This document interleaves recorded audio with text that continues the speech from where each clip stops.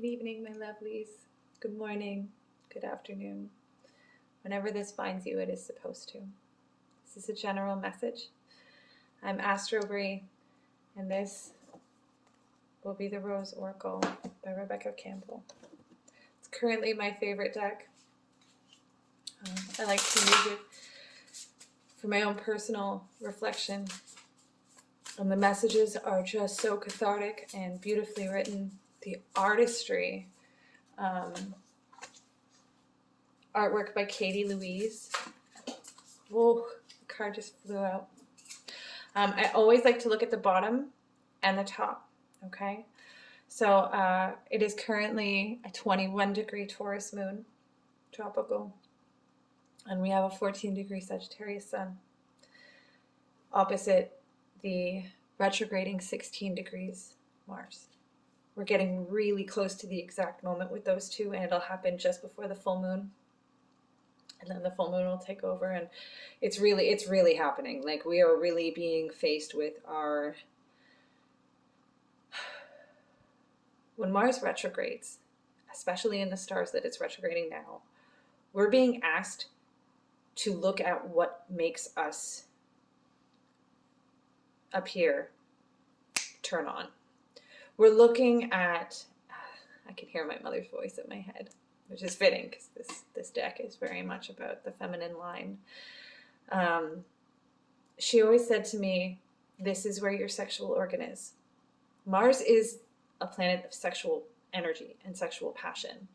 And Gemini, or sidereal, this sidereal part of Taurus, is very much related to the mentality that sensuality filters through. There is no desire without the mind.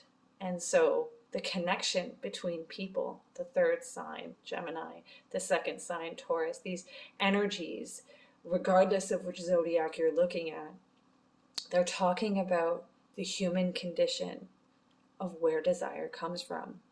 And with Mars retrograding since September it entered, October it started, we've been having to face ourselves and really answer to what turns us on. Why does it turn us on? My ears are ringing. So let's get into this.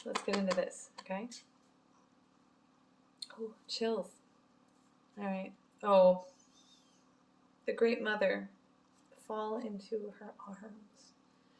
Can you see the artwork here? Oh, I hope you can see that. It's so, so beautiful. Face here. And then the other side. And again, most of this deck is light colored. Most of it is very light colored. However, these two cards are very dark. This card on the bottom is Codes of the Seed. The blueprint is within you. Take the next step. A friend of mine recently reminded me with a video where someone was explaining that the grandmother, actually your grandmother, held your DNA in her womb as a seed, as a egg in her ovary, because she had your mother's egg, and your mother was holding your DNA for when she would become a woman. And all of this happens even before we're out as people. All of the coding is done well before we can remotely process what life is. And therefore we were there to experience on some level the experiences of our grandmothers and our mothers. And therefore, at the same time, our children experienced, for us women who carry babies, our children experience and have experienced our lives with us the whole time. The whole time they were there. And that's part of the reason that they feel so familiar when they come out, is because they were always with you up until that point. So let's read these cards. The Great Mother. Again, Rebecca Campbell's Rose Oracle.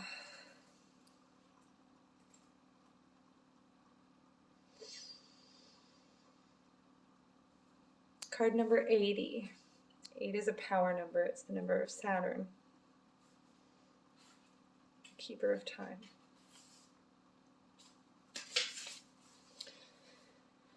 Surrender to the mystery and fall into her arms.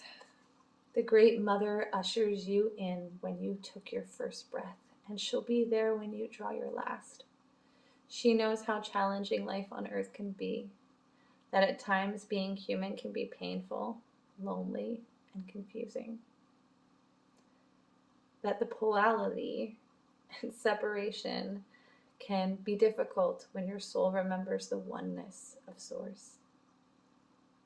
But at the same time, it can be incredibly glorious and sweet. We often see things as either good or bad. And when things go well, we make it mean that everything's okay. And when things don't work out, perhaps we've done something wrong or we have something to fix. But we've forgotten that life on earth isn't like that. Plurality is at the core of Earth's experience. And it's through these polar extremes that we grow the most. We're not meant to avoid the night, the shadow, the winter. This life is but a single breath in the inextinguishable existence of your experience as a soul.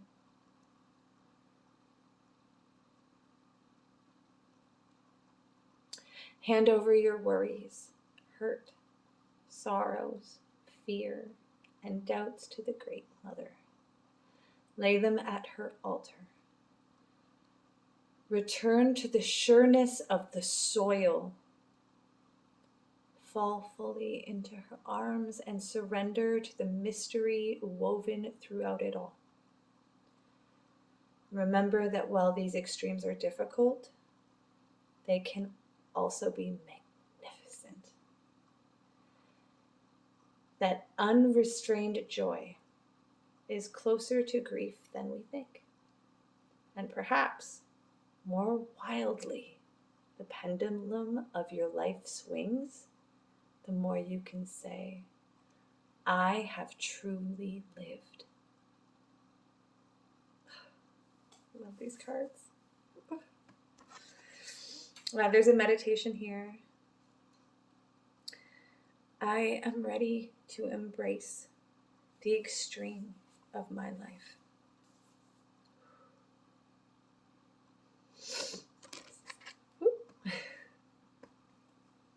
The polarity. I lay all that I'm carrying onto the altar and I fall into the Great Mother's arms.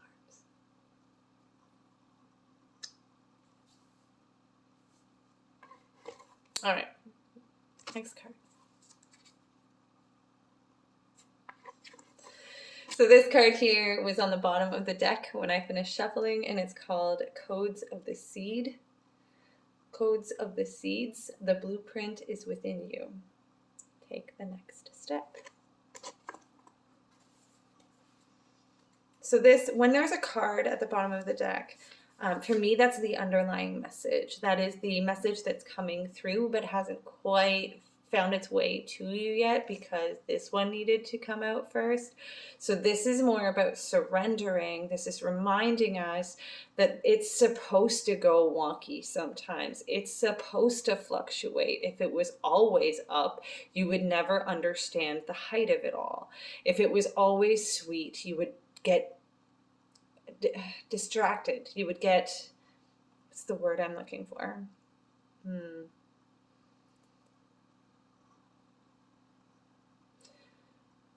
When I was on a horse ranch a few years ago now, we were training horses and we were desensitizing them. And that's very much what happens when there is a constant frequency of up or down. If something doesn't have a natural give and take, if there's not a wavelength to follow, then the energy and experience becomes dull.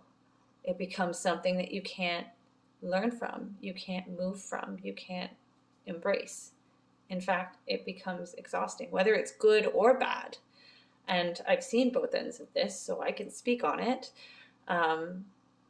The ride itself is the reason that we go. It's not where we're getting.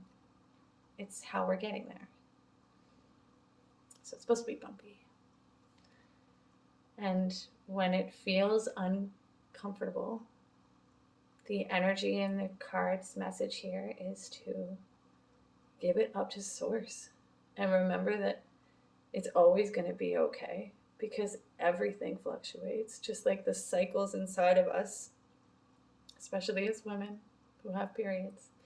The cycles inside of us will always remind us that nothing is constantly the same. Everything, if anything, the only constant is change. Okay. So let's get to the second card, shall we? The codes of the seed. Seeds come in knowing exactly what to do. Within them, they hold the potential of an entire forest and rose gardens. Seeds have within them an intellectual timing that's connected with the intelligence of the cosmos. We're all seeds. Future forests and gardens waiting to be born. We hold the codes to the new humanity within us.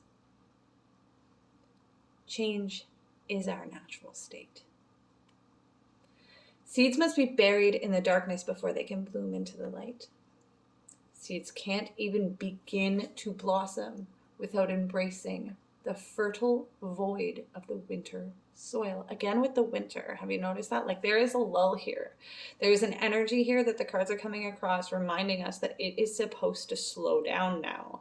There is a season of hibernation happening so that we can blossom when the sun returns. We are of nature, and therefore we follow with the sun.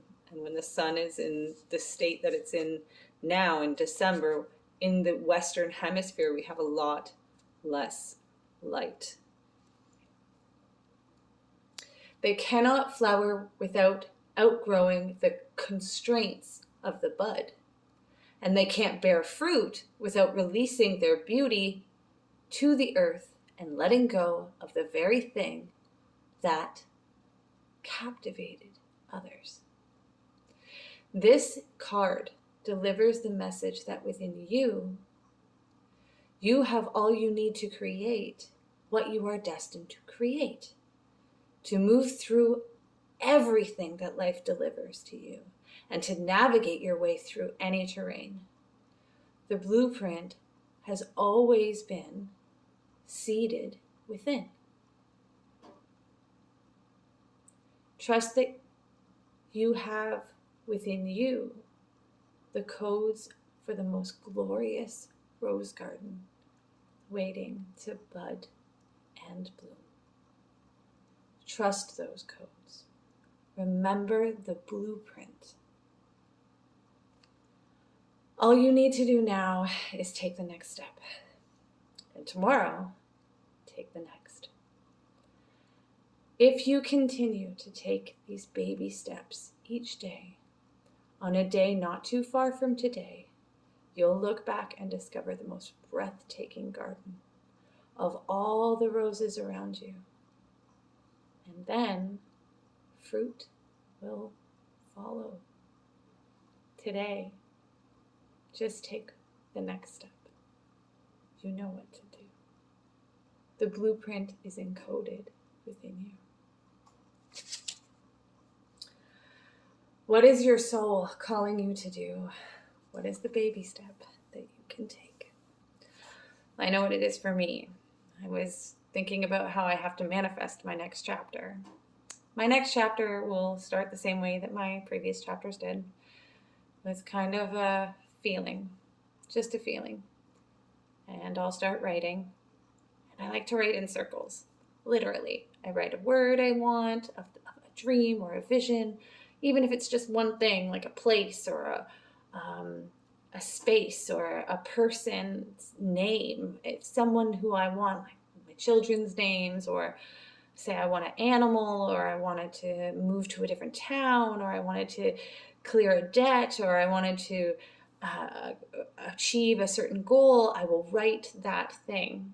I'll write it in circles. And eventually I draw a picture.